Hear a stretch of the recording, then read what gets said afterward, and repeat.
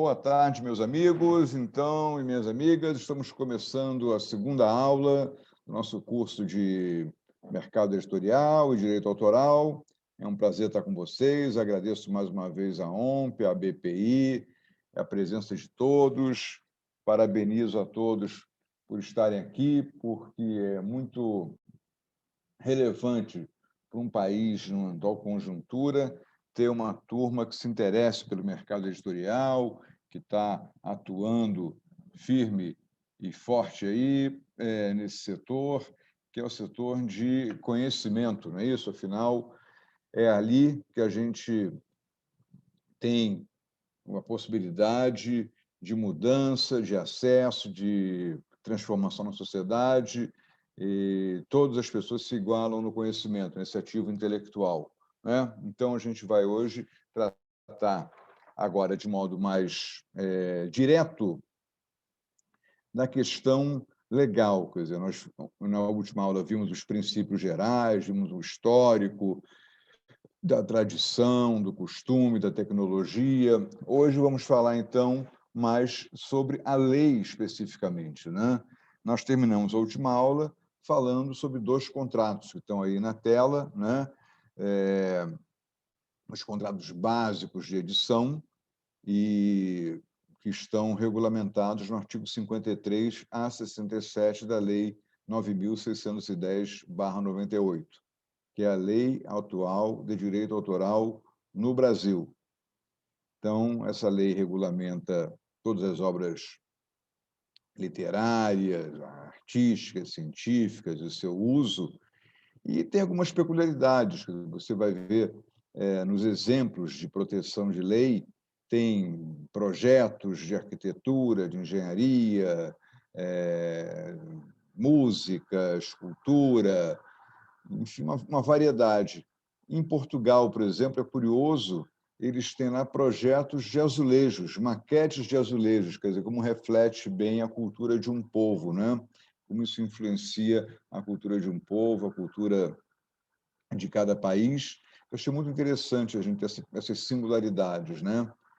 E um outro ponto importante a se falar é que essa lei está tratando basicamente do suporte físico, né, das obras, né? Essa lei é de 98 e, nesse período, ainda era muito lenta a evolução tecnológica, né? Nós tínhamos poucos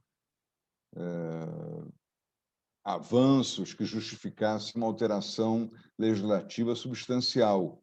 Então, nós estamos ainda com base no suporte físico, ainda com base no livro de papel, ainda com base no estoque, no encalhe, como a gente vai ver mais adiante.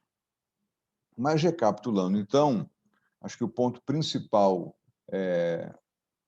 para nós falarmos sobre o mercado editorial diz respeito aos contratos básicos de edição. Quer dizer, a edição é um tipo de contrato previsto na lei, com características próprias, e o editor cumpre a função de fazer a ligação entre o autor e o leitor, né? O editor sempre teve essa função de, às vezes, até se associando à função do livreiro que vendia o livro, mas ele recebe o trabalho do autor, coordena, revisa, organiza, seleciona, ajuda às vezes, participa, e esse trabalho depois ele vai levar ao público, né? Imprime, distribui e vai levar ao público através de uma função que engloba justamente o revisor, o capista, o ilustrador, o copydesk, enfim, tem toda uma série de profissionais que atua no mercado editorial e que colabora para que um livro chegue finalmente às mãos do leitor. Então, a primeira, só para a gente sintetizar aqui, a primeira distinção desses contratos está no cotejo entre o artigo 53 e o 54 da lei. Basicamente, o artigo 53, e a gente vai ver aqui mais adiante, ele é discriminado, é o contrato padrão, é o contrato em que o autor entrega um livro pronto para a editora, já. E o 54 é um contrato de encomenda, tem umas peculiaridades, é uma aposta futura, né? Então, vamos começar a ver aqui, mas sem antes olhar, quer dizer, relembrar da evolução da escrita, que veio da pedra para a pena, para a máquina de escrever, para o computador, para o tablet, para o smartphone, e hoje está no audiobook, né? A gente já está tendo mais a volta à oralidade, né? O pêndulo da história, que antes estava focado na oralidade até Gutenberg, retorna hoje em dia, depois de 500 anos, basicamente calcado no suporte físico, no papel, volta para a oralidade, volta para a transmissão oral, uma transmissão através de voz sintetizada, conversão de voz em texto, e tem um auxílio especial para os deficientes visuais, porque o texto se transfere para a voz, de forma a permitir que eles possam escutar os livros, já que não podem ler na tela, né? E também tem mecanismos até um pouco mais sofisticados de sistemas de braille com uns relevos eletrônicos, uma barrazinha vai fazendo relevos e as linhas vão se desenhando e a pessoa vai passando o dedo e vai lendo o livro à medida que passa, né? O próximo ponto, então, a gente vê esse pano, né? esse painel que vai desde o livro raro, como o Barleus, que está aqui embaixo, um dos primeiros livros mais raros do Brasil, escrito na época de Maurício de Nassau, lá em Pernambuco, né? Um livro raríssimo, e até os Kindles e os audiobooks, né? Com as estantes nossas, que a gente gosta tanto de ter à mão o livro como suporte físico para nos acompanhar, né? E, ainda dentro dessa linha, eu mencionei a questão da transformação de um livro, que é um objeto, no direito chama-se fungível, que pode ser trocado por outro, e que, com uma dedicatória, com um sinal peculiar, vira um livro único, um exemplar único. Então, eu estive em Portugal esse ano, de 2020, fui na Livraria Bertrand, comprei um livro sobre arte moderna, e na hora de pagar, a gentil senhora no caixa me perguntou se eu queria que carimbasse. Eu falei, claro, que o livro foi comprado lá. E está ali.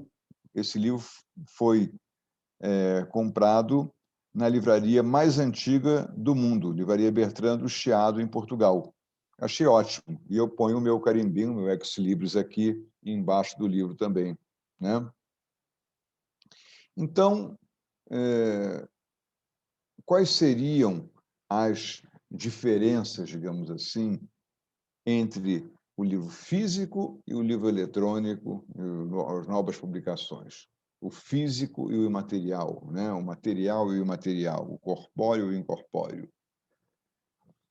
No ciclo do livro físico, o autor vai ao editor, leva seu livro, o editor faz revisão, capa, diagramação, tradução, adaptação, enfim, as várias funções dele, e vende, distribui para o livreiro, geralmente é um contrato estimatório, né? Ele deixa o livro com o livreiro, que recebe e paga um tempo depois ao editor, e, por sua vez, paga os direitos autorais ao autor.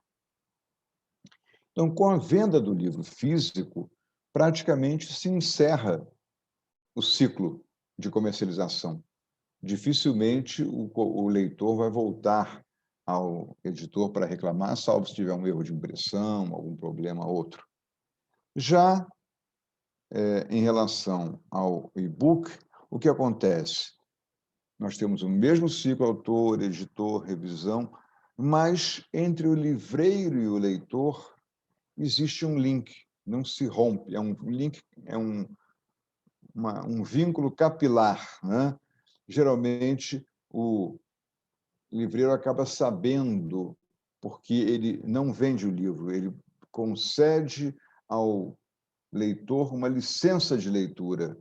E, através dessa licença, ele costumava acessar os hábitos do leitor, as práticas dele de horários, identificar todo um ciclo que o leitor fazia, e isso foi a raiz, a gênese do abuso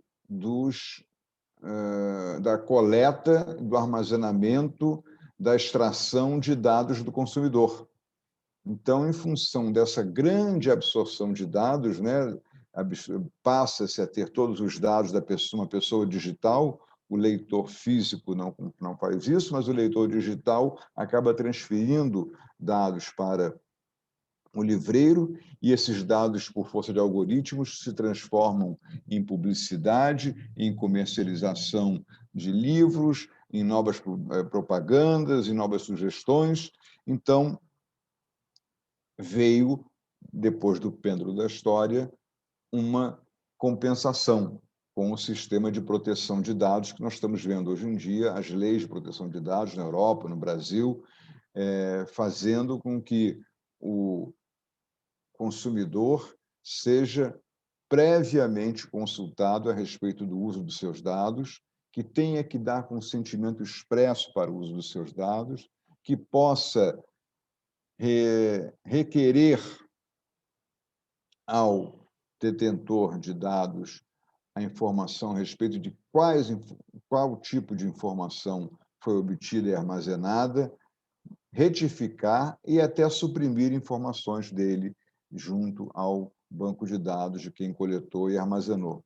Isso é uma revolução que está acontecendo no momento, e o setor editorial, de certa forma, colaborou em muito para essa mudança e essa reação. Então, começamos com o contrato de edição puro, né? O tradicional. Aí, eu transcrevi na tela o artigo 53 e, lendo com calma, como nós temos feito, pausadamente, os artigos de lei, perdão, os artigos, nós vamos vendo que, na caracterização desse contrato, o editor se obriga a reproduzir e a divulgar a obra. Então, ele não vai só pode publicar a obra, ele se obriga a reproduzir e a divulgar essa obra.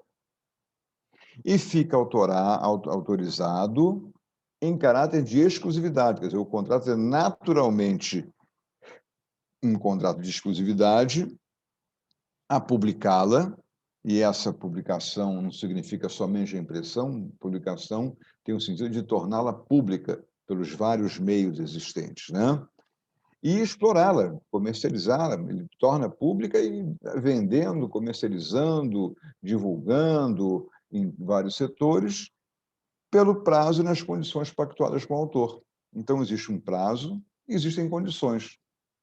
O prazo é fácil, fixo, padrão é 5 anos, e condições. Condições diz respeito a preço, local, língua, tradução, formato, adaptação, publicação conjunta, publicação fracionada, tiragens populares, tiragens mais sofisticadas, enfim, é uma variedade enorme de condições para que o editor exerça esse direito, essa obrigação de divulgar a obra.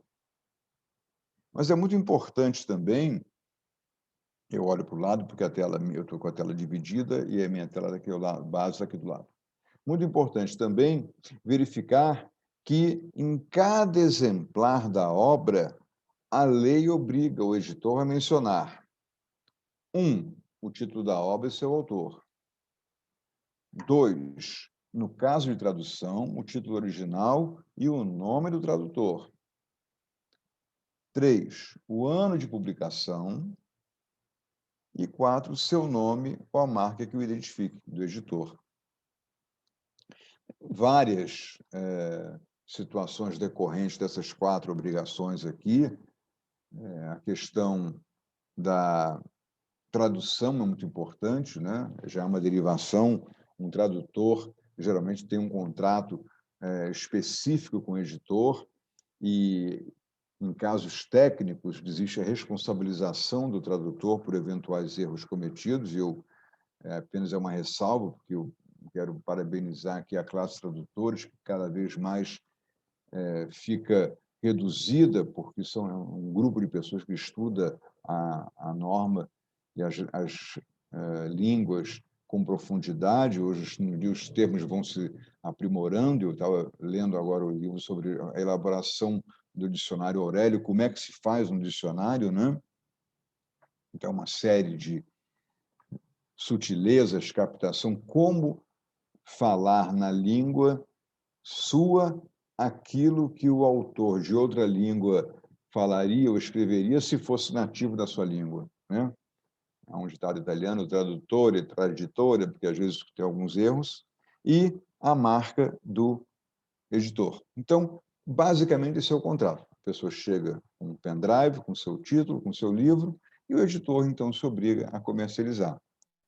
Agora, tem um segundo contrato. Está aqui no artigo 54. Pelo mesmo contrato de edição, pode o autor obrigar-se à feitura de obra em cuja publicação se empenha o editor. Vejam que há uma diferença. Então, aqui, o autor vai se obrigar a fazer uma obra. Ele não tem uma obra pronta. O editor contrata um autor que já tem uma fama, um renome, uma suposta experiência em determinada área, e esse autor vai, então, fazer uma obra que será uma aposta do editor para a venda, não é isso? Mencionei aí um caso, logo abaixo, da Joan Collins, uma atriz americana que teve uma encomenda da Random House de um livro, isso foi em 94, 92, e, após um certo tempo, ela tinha previsão, recebeu um adiantamento, sei lá, de $1 milhão, e quando entregasse o livro ganharia mais $2 milhões, seria publicado. E, após um certo tempo, entregue o livro, constatou-se que o conteúdo era impossível de ser absorvido pelo mercado. Era uma sucessão de adjetivos sem nenhuma qualidade, sem nenhuma padrão de aceitação do mercado, e a editora se recusou a pagar, então, um valor pactuado para a edição, para a publicação do livro. Joan Collins foi à justiça, explicou que não havia nenhuma especificação, e a decisão final judicial foi que, como não havia nenhuma especificação, a editora estava obrigada a pagar não só o valor que tinha sido pactuado, como uma multa elevada, coisa de $2, $3 milhões. E ela ganhou a causa. Então, essa situação evoluiu para que o editor tenha certos cuidados. Então, se ele vai encomendar uma obra para alguém, importante, então, fazer um planejamento. Olha, eu vou fazer essa encomenda dessa obra, o tema é, digamos, a vacina da Covid. Você declara ter experiência no setor, você se obriga a me entregar a obra até julho de 2021, nós estamos em dezembro de 2020, e eu vou colocar uma pessoa ao seu lado para te auxiliar na elaboração da obra. Você tem uma obrigação de me entregar 20, 30, 50 laudas por mês. Se você não entregar tantas laudas, eu tenho uma tolerância. Se você não entregar a metade do livro até março de 2021, o contrato está rompido. Então, há uma certa segurança, há uma rede do trapézio, né? O editor fica coberto para evitar que, ao final do prazo, o autor diga, como já ocorreu, infelizmente a inspiração não pintou, não tive condições, tive um problema, coisa parecida, e não entrega o livro. E então o editor perde o dinheiro, perde o tempo, perde a oportunidade.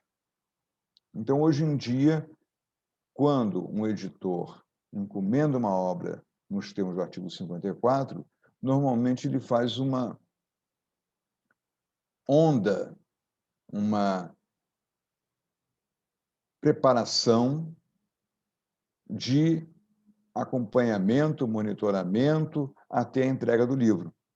Então, essa é a cautela que se deve adotar hoje em dia para a obra de encomenda.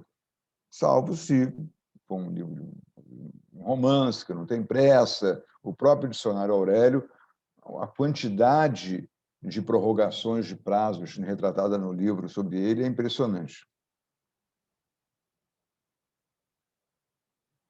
E aí, a lei, então, prossegue, são várias hipóteses do artigo 53 ao 67, ela prossegue nas possíveis situações decorrentes do contrato. Então, a situação seguinte é,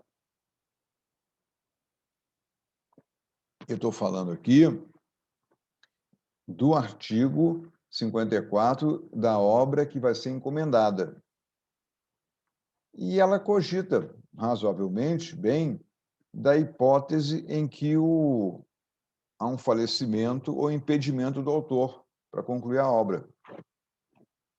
E dá, então, ao editor algumas opções para essa hipótese de não conclusão da obra. Então, ele pode, primeiro, considerar resolvido, encerrado o contrato, mesmo que tenha sido parte da obra entregue, considerável. Segundo, editar a obra, sendo autônoma, mediante pagamento proporcional do preço. O que é uma obra autônoma? A pessoa se obrigou a fazer um estudo das regiões agrícolas do país. E estudou o Sul e o Centro-Oeste, mas não conseguiu tratar dos outros países, dos outros estados, outras regiões. Então, ele pode pagar um preço proporcional ao que já foi feito, entregue, e não paga o preço completo porque faltaram outras 3 regiões. E uma terceira hipótese, às vezes é necessário, porque é uma obra que o tempo está correndo e há uma demanda do mercado, mandar que outra pessoa termine, mas desde que os sucessores da pessoa que tenha falecido consintam e mencionar esse fato na edição. O livro tal começou feito por fulano de tal, que faleceu no curso da obra, e os capítulos tais e tais são complementados por esse. Agora, vedada a publicação parcial se o autor tinha o interesse, desejo de só publicar por inteiro, ou se assim decidiram os sucessores. Então, tem essa sutileza, essa questão também da publicação integral da obra, quando houver um desejo do autor, deixa eu só ajeitar a tela aqui, para a sua publicação. Iluminação. Vamos lá. Prosseguindo aqui, isso é um artigo interessante. Isso é um artigo interessante. Entende-se que o contrato versa apenas sobre uma edição. Então, já superamos a questão da autoria encomendada, agora vem as edições do contrato. Por quantas edições serve o contrato? Qual é o volume que eu posso contratar de publicação da obra? Quantos exemplares eu vou publicar? A lei diz que, se o contrato não falar nada, o contrato ele versa apenas sobre uma edição. Então, é uma edição, é uma fornada, digamos assim, da obra, uma edição da obra. E se também não falar quantos exemplares, que ela constitui de 3.000 exemplares. Então, Vou publicar um livro do autor fulano de tal pela editora X. Não fala nada, é uma edição de 3.000 exemplares. Ponto. Por isso que os contratos, hoje em dia, estabelecem uma regra que consiste no seguinte: o autor é contratado pela editora, que fica autorizada a publicar tantas edições e tiragens quantas forem necessárias para atender o mercado, durante o prazo fixado. Então, durante 5 anos, se o mercado está pedindo, cobrando a venda dos livros, o editor vai publicando e vai vendendo, né? Assim foi. Novamente, eu estou mencionando o Dicionário Aurélio, mas também tem quantos livros que fazem um sucesso de vendas aqui, e são apostas, às vezes, do editor, e prevê-se uma publicação em 3.000 exemplares, e vai mudando e aumentando, e vai tendo encomendas, né, maiores do livro. Agora, tem um ponto importante. A lei não distingue tiragem de edição. Quem distingue esses conceitos é a norma da Associação Brasileira de Normas Técnicas, a BNT, essa NBR 6029. Então, aqui fica dito: edição é a primeira publicação do original. Tiragem é o total de exemplares impressos a cada reedição ou reimpressão da publicação, que é uma fornada, digamos assim, né? Então, quantas obras tem? Isso é um caso clássico, o livro Chateau, Fernando Moraes. Ele tinha uma primeira edição, e nessa edição do Chateau, alguém questionou um personagem o seguinte: olha, eu era ajudante de ordens na época do Getúlio, você mencionou umas reuniões no Palácio do Catete, só que você se confundiu. E ocorreram, sim, 2 reuniões no dia tal, só que você falou que o assunto de cada uma delas era diferente, ou tinha personagens diferentes, enfim. A versão publicada no livro era um pouco diferente do que tinha acontecido, não por má fé do autor, mas por problemas de pesquisa, de não ter tido acesso à fonte primária. O autor foi checar, constatou que realmente o que havia sido dito ali para ele era a realidade. Então, o livro Chateau teve uma segunda edição. Logo que foi publicado, uma segunda edição com a retificação do fato. E, a partir daí, foram várias tiragens. Então, é importante verificar a questão de edição e tiragem para ver, inclusive, no caso de publicação indevida, se a pessoa fez uma publicação indevida, se ela publicou uma edição indevida ou se ela publicou tiragens. Tem o artigo 103 da lei que fala sobre isso, mas vamos ver mais adiante. Então, muito importante distinguir edição e tiragem, que não está na lei, e sim na norma da BNT. Um outro ponto agora: publicar, recebido o livro, combinada a publicação, vistas quantos exemplares serão publicados, vamos ao preço, né? O preço do livro. A gente sabe que um livro de um formato padrão, um formato como esse aqui, assim, um palmo de altura, 20 centímetros, 100 e poucas páginas, custa R$50, R$60, mais ou menos, né? Então, o preço é arbitrado com base nos usos e costumes, sempre que no contrato não houver estipulado expressamente o autor. Mas pode haver edições de luxo, pode haver edições sofisticadas, pode haver edições com desconto enorme quando se vende para o governo. Então, sempre tem uma margem de variação de preço na fixação do custo final do livro para o leitor, né? Agora, a lei é cautelosa porque pode acontecer do editor ter uma desavença com o autor e, confesso que nunca vi essa hipótese, não me recordo ter visto isso, mas poderia um editor pegar esse livro aqui e olha, preço exemplar, R$ 1.000. Ninguém vai comprar. Então, ele pode fixar o preço de venda, mas não pode elevá-lo a ponto de embaraçar a circulação da obra. Então, esse é o tópico principal aqui. Eu juntei os artigos 57 e 60, que, embora sobre o mesmo tema, estão distantes em termos topológicos na lei. Tá certo? Eu estou sendo muito direto assim, porque isso é aquilo que normalmente um juiz aprecia, é o que está fixado na lei. Existem situações que vão além das hipóteses previstas na lei e acontece publicação indevida de texto, erro de divulgação perante o consumidor. Já houve caso de mistura de textos de autores de uma mesma obra por engano, embora fosse o mesmo tema, e sem querer um autor acabou plagiando o outro, e sem que ele tivesse feito nada, foi um erro da editora. Enfim, tem várias hipóteses que fogem ao alcance da hipótese do exame da lei. Vamos ao próximo aqui. Esse é muito importante, muito importante.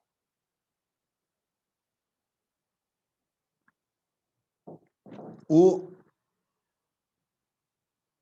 autor combina com a editora a entrega dos originais. É importante uma entrega formal, rubricar o texto, mandar um PDF para ver o texto final correto, né? E ele encomenda o livro. O editor recebe, e se não recusar em 30 dias seguintes, é importante fixar a data do recebimento, considera-se que o autor teve suas alterações aceitas pelo editor. Então, é muito importante agora, pelo lado do editor, acompanhar fielmente o livro, entregue, revisar, pois pode haver uma inserção de uma ofensa a alguém, por exemplo, que pode processar amanhã a editora e o autor. Então, nós temos essa possibilidade de haver um processo, de haver uma responsabilização, ou mesmo uma informação equivocada. Já houve casos aqui de tradução de livro técnico em que, na hora da tradução, especificou-se uma medida que era, por conta de um nome, micron e micra, 1000 vezes maior do que outra medida num caso de poluição. Foi um problema enorme de regra de poluição no Rio e uma exigência do governo que acabou gerando um processo enorme. Também livros de gramática que têm erros de questão de verbos, de tradução de livros, enfim. Então, é importante a pessoa ficar atenta aos originais e revê-los após a entrega deles.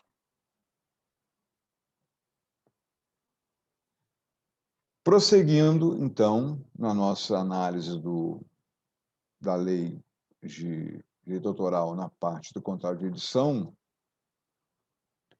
nós temos 2 artigos próximos que tratam do controle da remuneração do autor.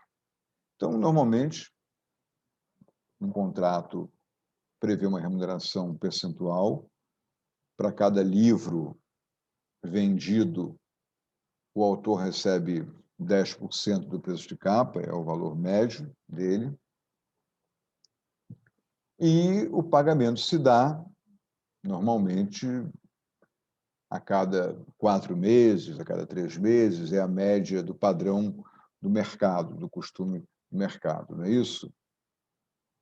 E o autor tem o direito de examinar a escrituração dos livros na sua parte. E examinar não só a escrituração, como também o estoque, os livros a serem vendidos, ele tem o direito de ser informado sobre isso. O que acontece? Infelizmente, é muito comum o autor que não vende ficar assiduamente controlando esse relatório de vendas na expectativa que haja uma comercialização. E muitas vezes ele espera o último dia do prazo e pede para alguém comprar um livro em outro lugar, no extremo norte do país, e no dia seguinte de manhã pergunta para o editor, foi vendido algum livro? E o editor diz, não, não recebeu o relatório ainda. E ele, olha, foi vendido e você está me enganando. Então, as editoras costumam permitir que seja feita uma auditoria, mas feitas 2 auditorias, por exemplo, e nada encontrado de errado da editora em relação ao autor, na terceira auditoria, o custo dessa auditoria é suportado pelo autor, senão ele fica mobilizando toda a editora todo mês para fazer uma auditoria.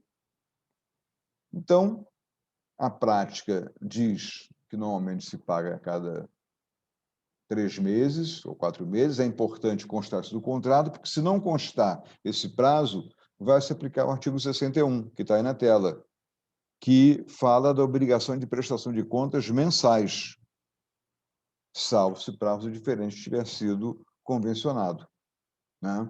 Então, um elemento importante do contrato é fixar o prazo de prestação de contas e pagamento da editora para o autor. A escrituração é facultada na parte que diz respeito unicamente ao autor, é óbvio. Outro item relevante para nós aqui, e hoje está sendo bem tranquilo, porque a gente está fazendo uma avaliação em regravação da aula, né? A obra deve ser editada em 2 anos da celebração do contrato, salvo prazo diverso estipulado em convenção. Ora, existem obras que, pela oportunidade do mercado, como, por exemplo, nesse caso de Covid, a rapidez com que foram publicadas as obras é impressionante.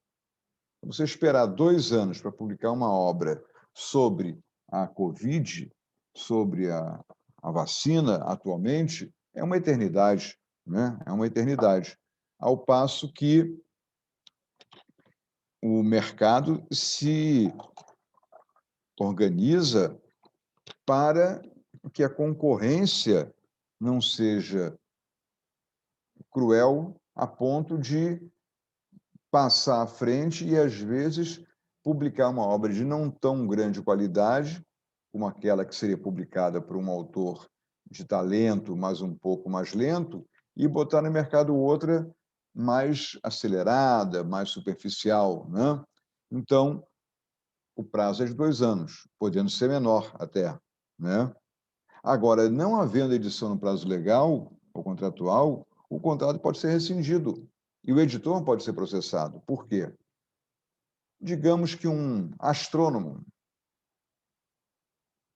um oceanógrafo, publique anualmente as efemérides, os acontecimentos solares, celestes, marítimos, e tem uma obra publicada nessa sequência, nesse prazo. Ora, o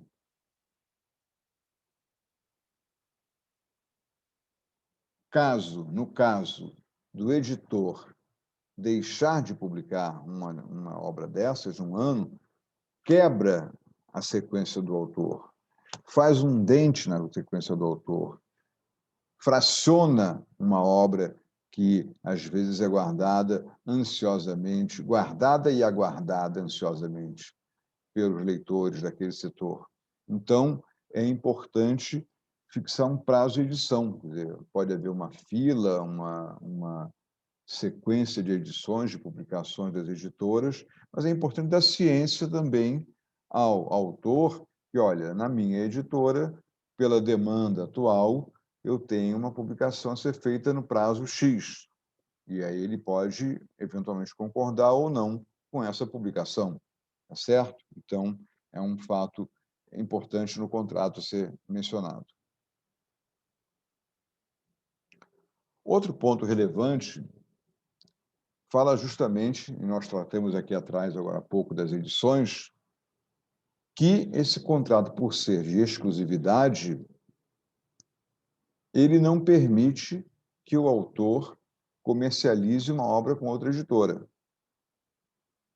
A hipótese singular é o caso de coedição. Pode ser que duas editoras se unam para publicar o livro em coedição, mas não havendo concordância das editoras, o editor é o exclusivo proprietário titular do direito de publicação daquela obra durante aquele prazo. Então, ele pode até exigir que outro editor tire de circulação a obra, porque ele está investindo em publicidade, em divulgação da obra, e, de repente, alguém publica a obra e é vendida, e essa outra editora recebe o faturamento. Isso acontece, às vezes, com a importação. Eu tenho um livro brasileiro e alguém, um livro de um autor português, um Saramago, que eu vou lançar no Brasil, mas alguém já lança aqui, traz, importa e vende aqui os exemplares do livro que foi comercializado lá, na língua portuguesa. Ora, está se aproveitando do papel, do trabalho feito pelo editor brasileiro de publicidade e divulgação do livro. Então, é importante ter esse controle e a exigência do editor se justifica na medida em que ele investiu, que nem no tempo de Gutenberg, no tempo passado, ele investiu tinta, papel, material de armazenamento, distribuição, publicidade, para evitar que outra pessoa publique a obra. Agora, nem sempre, e eu vou mudar de assunto agora, os artigos de lei têm plena pertinência. Curioso que o parágrafo 2º desse artigo, que fala de esgotamento de edições, quer dizer, e aqui o esgotamento significa praticamente o fim do contrato, né? Enquanto isso pode ser um contrato por prazo fixo, por 5 anos, ou um contrato por número de edições. Você vai publicar 5 edições, 3 edições. Agora, tem uma sutileza, juntou-se aqui o item esgotamento, mas o parágrafo 2º tem um outro caráter. Ele fala da edição esgotada, que é caracterizada quando restar em estoque um número inferior a 10% do total daquela edição. Qual é a utilidade prática disso? Serve esse parágrafo 2º para, lido de acordo e em entrosamento com o artigo 65, limitar, delimitar e tratar daquela situação em que alguém tem um livro sendo demandado e, por algum motivo qualquer, o editor não quer ou não pode publicá-lo. Então, o que diz o artigo 65? Que esgotada a edição, e se o editor, eu emendei um C porque deveria ter deveria ter o C ali, e o editor, com direito a outra, não a publicar, poderá o autor notificá-lo a que o faça em certo prazo, sob pena de perder aquele direito, além de responder por danos.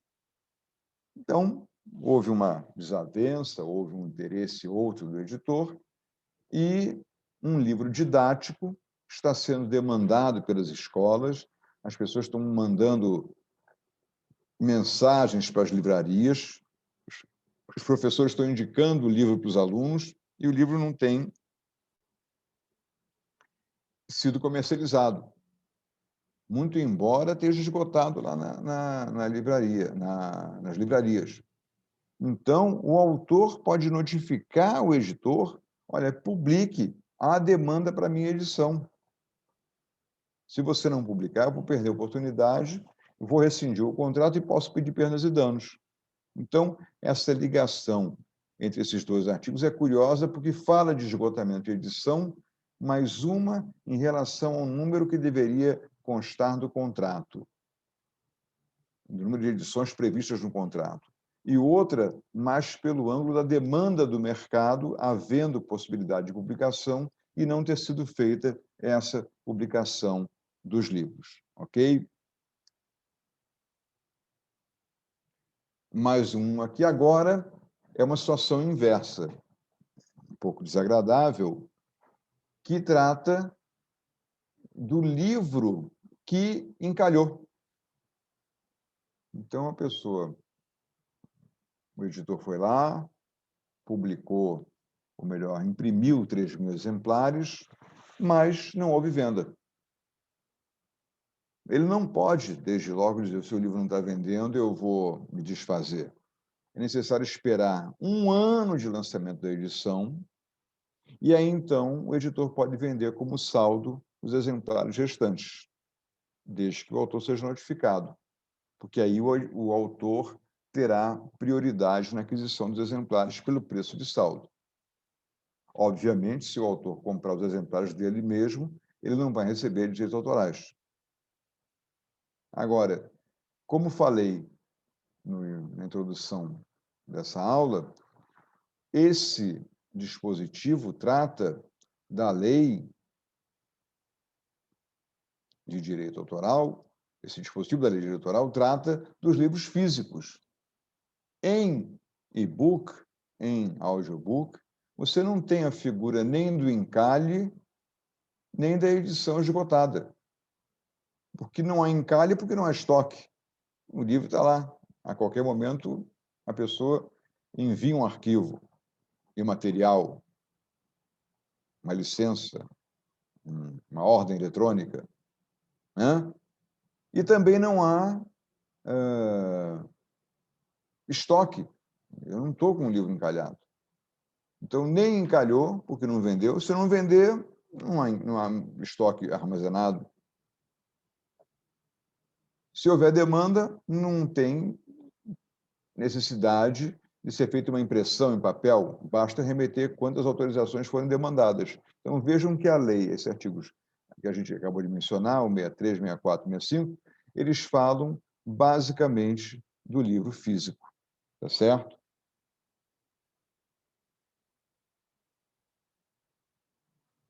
Um outro ponto agora também, ao longo do contrato, diz respeito às alterações que o autor pode fazer na obra.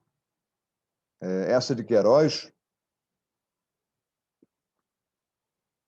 enlouquecia os editores com as alterações de originais dele, revisando e alterando e mudando, né, até chegar à versão final. E aqui, no caso, na verdade, são mais de edições sucessivas da obra, atualizações da obra, não é? E há um certo equilíbrio, porque a liberdade que se dá ao autor de criação e de expressão é estabelecido um contraponto à responsabilidade do editor. Digamos que um autor de um livro, hoje publicado, com uma história determinada, resolva fazer um acréscimo na edição seguinte e ofender alguém, praticar um ato racista, um ato de preconceito, um ato de ofensa, um ato de discriminação. O editor pode dizer: olha, não, esse eu não concordo, com isso eu não concordo, eu não posso, porque eu posso ser responsabilizado. Então, o editor pode se opor às alterações que prejudiquem os interesses, ofendam a reputação ou aumentem sua responsabilidade. Eu não estou dizendo que o editor vai fazer censura. O autor pode publicar livremente o livro. O editor pode se sentir incomodado. Pode ser que a alteração do livro ofenda a religião do editor. Pode ser que o novo capítulo, a nova temática que o autor insere no livro vá de encontro às convicções políticas do editor. Então, não fica o editor amarrado e obrigado a publicar aquilo com o que ele não concorda, certo? Então, é importante ver isso. E, por último, esse artigo 67 da lei, muito interessante, quer dizer, nós falamos no início, no artigo 54, do autor que faleceria, que falece e que não consegue publicar a obra. Mas esse artigo 67, ele tem outra sutileza. Ele fala do autor que se nega a fazer uma atualização. Por algum motivo, cansou, está com preguiça, não interessa, perdeu o ânimo, mudou de profissão, deixou de ser médico, foi ser compositor, poeta, pintor. Então, o editor que tem o direito de publicar essa obra pode contratar alguém para complementar essa atualização. Mas deve mencionar, até para fins de direito do consumidor, que esse fato conste na capa do livro, como a gente viu, no artigo 53, e para que o consumidor saiba qual é o autor da obra, quais são os trechos que foram acrescentados na obra. Então, basicamente, são esses os itens que a lei estabelece para o mercado editorial, para o contrato de edição, e que devem ser lidos em harmonia com todos os princípios que nós já vimos. Então, não podemos esquecer que as modalidades de utilização da obra são diversas entre si, independentes. Então, o livro físico e o livro eletrônico são diferentes, exige autorização expressa e prévia. O ilustrador pode ter a obra publicada num livro, ou o texto pode ser publicado independentemente, ou o ilustrador pode vender os quadros originais que resultaram na ilustração da obra. Hoje ainda estamos diante da perplexidade da inteligência artificial, mas pelo artigo 11, a autora é a pessoa física criadora da obra. O robô ainda não foi contemplado. Temos a questão também do domínio público. A obra que está em domínio público, ela pode ser publicada livremente, porém, deve ser respeitada a sua integridade. Nós falamos dos direitos morais do autor, né? O direito de integridade do autor, não pode ser omitido o nome. Eu não posso alterar o final do livro Dona Flor para que a Flor se case só com Teodoro e não com Vadinho. Também a questão da obra em domínio público, que, traduzida, no caso de uma obra estrangeira, se torna obra privada do tradutor. Milor Fernandes traduziu uma obra do domínio público, foi um sucesso, e depois, então, ele foi publicou, alguém plagiou, e, então, essa obra foi defendida, teve uma ação judicial, e o Milor ganhou porque ela foi aproveitada num programa de televisão. Então, eu já estou concluindo aqui essa visão panorâmica do artigo 53. Nós vamos ver nas outras aulas ainda várias ligações com esse artigo, mas, em linhas gerais, você já tem uma visão global do que um juiz hoje em dia tem como parâmetros para julgar uma questão do mercado editorial. Eu agradeço a atenção de vocês. Amanhã estamos de volta novamente com a terceira aula. Muito obrigado, boa noite, até a próxima, cuidem-se.